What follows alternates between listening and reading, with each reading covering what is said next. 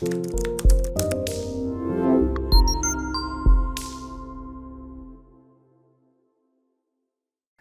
à toutes, salut à tous et bienvenue dans cette nouvelle vidéo sur la chaîne C'est mon avis. On se retrouve aujourd'hui pour un déballage de produits, un unboxing. Et aujourd'hui, on a vraiment du beau matos, comme dirait l'autre. On est vraiment gâtés. On a enfin un Xiaomi 13T à déballer. Il est sorti il y a maintenant un mois.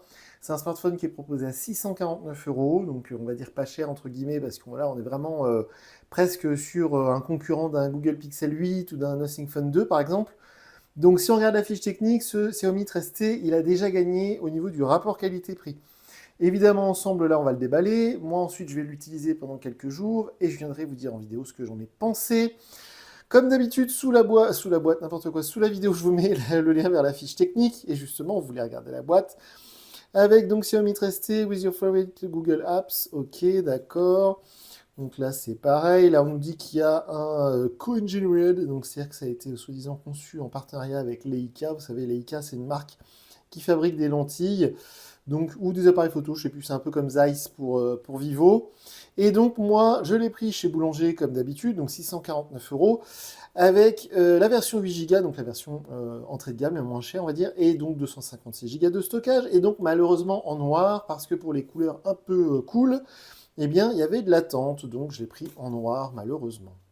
C'est un téléphone que j'aurais dû tester le mois dernier, mais si vous me suivez sur les réseaux, vous savez que le mois dernier, je suis parti en vacances au Japon, et l'argent que j'avais provisionné pour ce Xiaomi 13T, il a servi à m'acheter mon Apple Watch Ultra 2.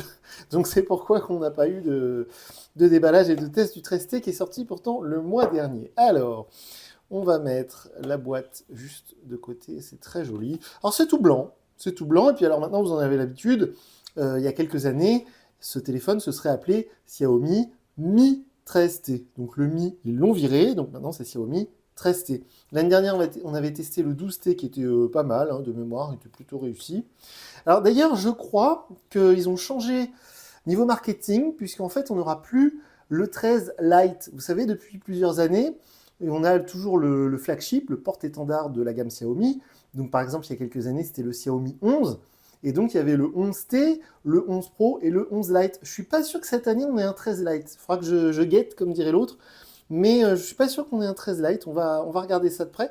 On a le 13T. J'ai vu qu'il y avait un 13T Pro. Oh, franchement, maintenant, ça commence à devenir un peu n'importe quoi. Et donc, le Xiaomi 13 tout court, moi, je l'ai loupé. Hein. Il est sorti début 2023, pardon, je l'ai complètement loupé.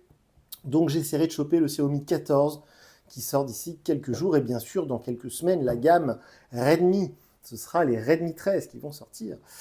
Alors, donc, voyons voir. Très bonne surprise. On a le chargeur qui est fourni, un chargeur 67 watts.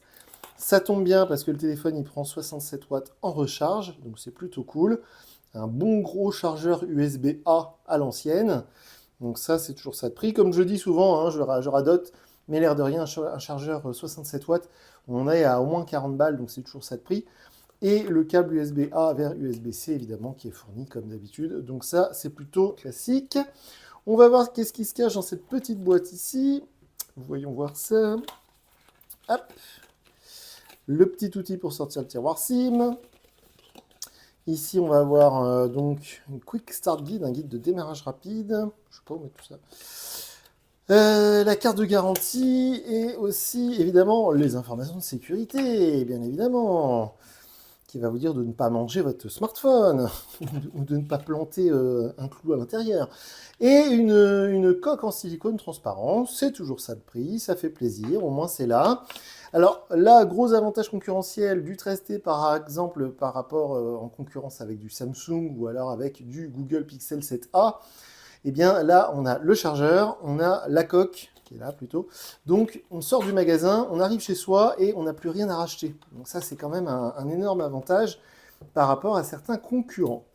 Alors le téléphone en lui-même, donc j'essaie d'enlever ça voilà tout à l'heure. Donc 13T, donc on dit effectivement 67 watts sur turbo charging, on a une batterie de 5000 mAh, évidemment il est certifié IP68, on a un écran 144 Hz, donc ça c'est très cool.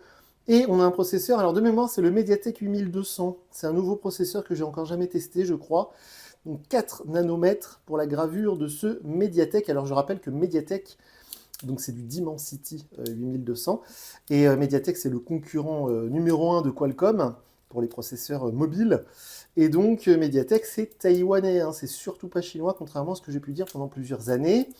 Et Unisoc est une marque de processeurs chinois, mais pour le coup, Unisoc, c'est pas du tout comme Mediatek, hein, on n'est pas sur les mêmes standards de performance. Alors, comme je vous le disais, il est noir. Alors par contre, on est vers les 200 grammes, hein, donc on est sur un smartphone assez grand, assez lourd. On va dire qu'on est un peu à l'ancienne parce que aujourd'hui les téléphones ils ont tendance à rapetisser et à s'alléger. Et là pour l'instant c'est pas le cas de celui-ci. Alors c'est du noir brillant laqué, hein, ça fait effet miroir. Hein. Coucou. Donc c'est très beau, ok, d'accord, mais c'est très brillant. Et puis alors ça fait plus de 5 ans maintenant que je répète ça à chaque fois. Xiaomi, ils ont des milliards d'euros, de dollars plutôt, ou même, je sais plus, c'est des yuan, je crois, en Chine, de budget, de développement, d'argent. Ils peuvent faire des choses fantastiques et ils n'arrivent toujours pas à cacher les mentions légales. Bon, c'est pas très grave. On a un capteur principal de 50 mégapixels qui est bien sûr stabilisé optiquement. On a un objectif téléphoto de 50 mégapixels. Ça me plaît beaucoup. Ça va me permettre de tester, de faire des zooms de fou. Donc ça, c'est vraiment cool. Alors là, il est marqué Leica. Alors j'arrive pas à voir. Blablabla. J'arrive pas à voir. Et le problème, c'est que si je me rapproche, vous avez vu avec l'iPhone 15 Pro, ça devient flou. Et si je fais la mise au point, après la mise au point, elle est fixe. Donc je ne vais pas faire ça. Vario Summicron. Leica Vario Summicron. Je ne sais pas ce que c'est. Si vous le savez, mettez-le dans les commentaires. Donc il y a un capteur 50 mégapixels pour faire de la téléphoto, donc c'est-à-dire pour faire un peu du zoom. Et puis il y a un capteur pour faire de l'ultra grand angle. Donc a priori pour moi là c'est vraiment la configuration idéale pour le module photo. Donc je vais tester ça évidemment. Hein. Le bouton ici qui va faire on-off, le lecteur d'empreinte étant sous l'écran, donc ça c'est très très cool. Le bouton du volume évidemment. Au-dessus on va avoir un émetteur infrarouge. Il continue de faire ça chez Xiaomi, c'est assez amusant de voir qu'il continue de mettre un émetteur infrarouge. On a évidemment les trous pour le micro d'ambiance et sans doute aussi pour le haut-parleur. On a en dessous le haut-parleur principal, la prise USB-C, le tiroir SIM, le micro principal. Et sur cette tranche, du coup, on n'a rien du tout. Alors, le téléphone, on va l'allumer, mais sous mes doigts, je sens, voilà, vous allez le voir ici dans le reflet de mes spots LED. Vous voyez, il y a une protection d'écran qui est pré-appliquée sur l'écran. Donc ça va plaire aux maniaques de service. Mais l'écran, même si on enlève ce bout de plastique affreux, l'écran est déjà traité Gorilla Glass 5. Donc il est déjà résistant aux rayures. Mais bon, si vous voulez, il y a quand même une protection. Je pense que si Xiaomi vendait des voitures, ils nous mettraient des bâches dessus. Hein, parce que sur un écran pareil, je vois pas trop l'intérêt. Bref, donc évidemment, comme je disais, c'est du 144 Hz AMOLED. Donc évidemment non, hein, c'est plutôt cool. C'est une chose qui le démarque de certains concurrents. Par contre, là où c'est plutôt, alors vous voyez, MIUI 14, là où c'est plutôt classique, standard, j'ai l'impression qu'on a des bordures d'écran parfaitement symétriques. Oui, ça me donne cette impression, c'est très cool. Et comme je disais, quelque chose qui est plutôt standard, c'est qu'on a du Android 13.